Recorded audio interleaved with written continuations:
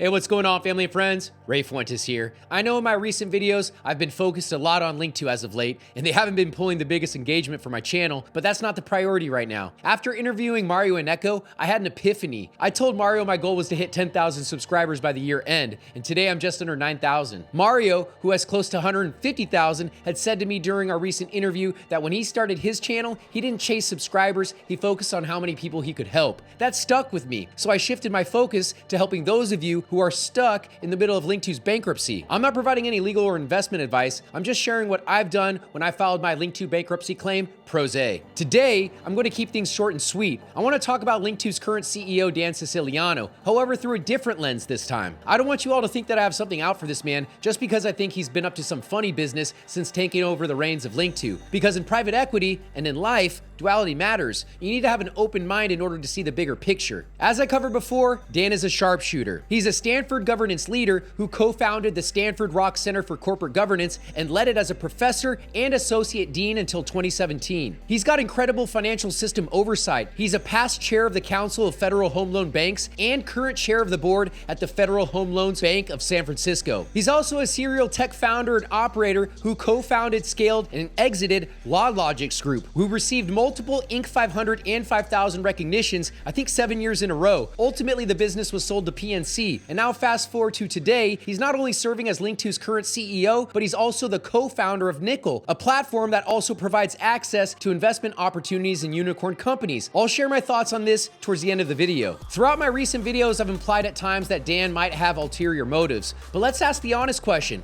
What if he doesn't? What if he was selected to shepherd Linqto in its next phase? A person with his resume isn't likely going to jeopardize his own career with securities fraud. He's every bit as accomplished as Linqto's former CEO, Bill Saris, and I wouldn't be surprised if they share a long-standing respect for each other, both being technologists and builders. There's an interview I want you to watch, and it's of Dan presenting at Stanford way back in 2014 when he was on their faculty. You can find a link to the presentation on Dan's X page. Again, his focus while at Stanford was corporate governance, venture capital, and private equity. Very fitting for his role at Linqto, so listen to how this man speaks during his presentation. Confident, precise, and quick.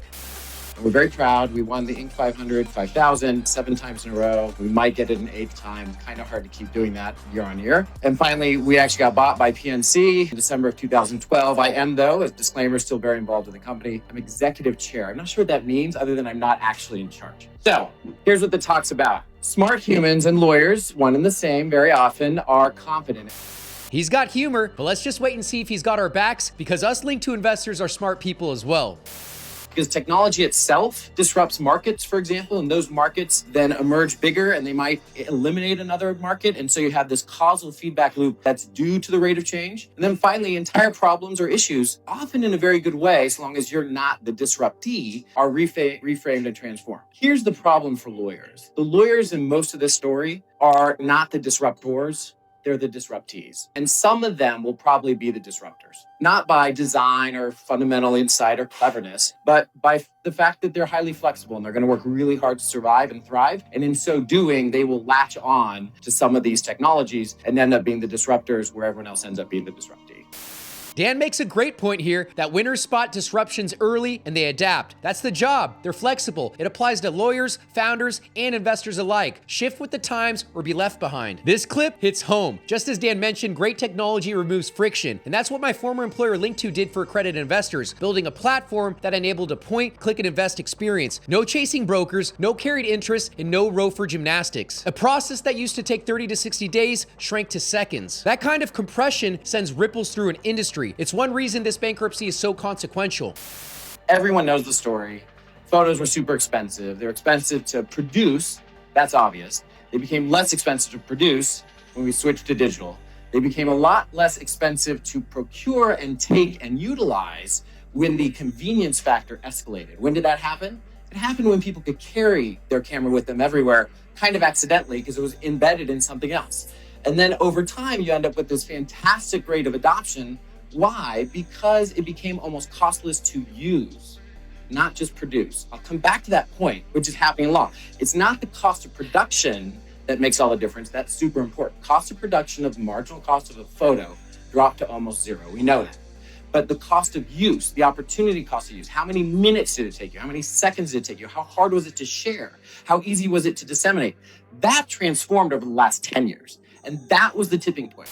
Just like Dan mentioned, technology accelerates. You have to choose a side. At Linqto, we set out to be disruptors, eliminating the middlemen and empowering everyday investors worldwide. So here's a thought experiment. Was Dan handpicked to guide Linqto into its next chapter under the cover of a Chapter 11 bankruptcy process? Is this another one of those high-profile regulatory moments? Is Dan Siciliano playing a role comparable to Jay Clayton in the SEC versus Ripple case? Alrighty, this next clip is one that really got my attention. Dan makes a comment about when strong firms buy weaker firms. Usually it's the rainmaker and top paralegal of the weaker firm that are put into the higher performing environment.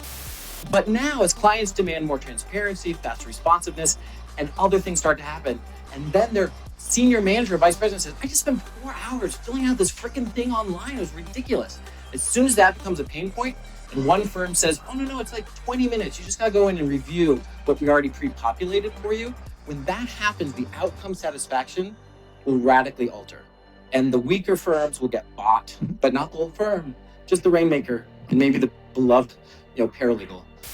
This comment stuck out to me for a few reasons. Number one, I remember Rainmaker being a supervisor of all private securities offerings by Linqto, or at least that was what was referenced on communications from Joe Endoso when I first became a Linqto customer in 2021. Another reason why this last clip resonated with me is because even though many of us want to think that Dan is a bad guy in this Chapter 11 bankruptcy process, secretively after our shares, but what if, as in relation to his story, that he's the darling Rainmaker and it's Nikkl software that are being put into the higher performing market, which is Linqto. I'm not alleging anything. I'm just saying do your homework, study the players, and stay informed. The world's a stage. Sometimes we need to look behind the curtain because all we may know is that we may wake up one day and all of our smartphones have a new upgrade featuring many of the technologies we're excited about today, like a flip of the switch moment. I hope this video helped you see things from another side, since private equity is a world of duality and dichotomy. I'll be sure to copy a link to Dan's presentation in the description below. Be sure to check it out. He mentioned that attorneys are most confident and accomplished during the prime of their career. Is this Dan's shining moment right now? Not only acting as Linqto CEO, but Linqto's current SPV manager? We'll just have to wait and see. If you're curious on how I filed my claim pro se, I created a dedicated channel in my private Discord server, breaking down the 3 steps that I took. I also shared the insights in my private Telegram group chat. The links to join my VIP groups are in my profile and in the comments and descriptions below. Anyways, I'm gonna keep doing what I'm doing, and that's focusing on the documents, the ledgers, and the facts. Remember to keep an open mind, a disciplined mind, and please be sure to send this video to someone who could use the support. So make sure you stay informed, stay grounded. Thanks for tuning in.